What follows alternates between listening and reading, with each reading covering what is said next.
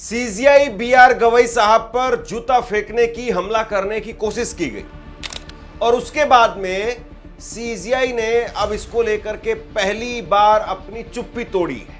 जो लोग अपने आप को बहुत बड़ा 30 मार्का बता रहे थे, जो लोग अपने आप को ये कह रहे थे कि सरकार भी हमारी है, सिस्टम भी हमारा है, जो खुलेआम सीजीआई की हत्या की बात कर रहे थे, जो खुलेआम सीजीआई को लेकर के अनाप शनाप बातें बोल रहे थे और अनाप शनाप एआई वीडियो डाल रहे थे, अब उनके खिलाफ एक्शन शुरू हो गया है। और जैसे ही एक्शन शुरू हुआ, ये जो अपने आप में बहुत बड़े 56 इंच की छाती वाले 30 मार्का बनकर के घूम रहे थे, वो गिड़गिड़ाने लगे हैं। अब प्रधानमंत्री से कह रहे हैं, पीएमओ को टैग कर रहे हैं कि देखिए ये तो हमारे खिलाफ बहुत बड़ी जाति हो रही है। आपको नैतिकता याद आ रही है? अब आप खुलेआम देश के सीजीआई के खिलाफ माहौल बनाते हैं, वीडियो बनाते हैं और उसके बाद में जब एक्शन आप पर हो रहा है तो आप गिड़गिड़ाने लगते हैं। कोई कह रहा है कि मेरी तो टांग टूट गई है क्योंकि अब पुलिस इनको गिरफ्तार करने वाली है,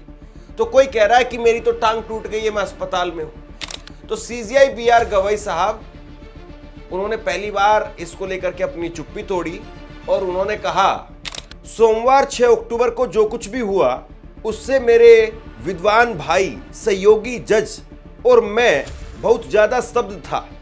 हमारे लिए यह भुला दिया गया अध्याय है। यहां पर सीजीआई ने 2 पंक्तियों में, 2 लाइनों में अपनी बात कह दी। उन्होंने कहा कि जो कुछ भी हुआ, भरी अदालत में, चलती हुई कोर्ट में जिस तरीके से जूता फेंकने की कोशिश की गई, हमला करने की कोशिश की गई, ये बहुत हैरान करने वाला था। और ना केवल मेरे लिए बल्कि मेरे साथ में जो जज साहब उस अदालत में बैठे हुए थे, उनके लिए भी। हमने इस अध्याय को, इस चैप्टर को भुला दिया है।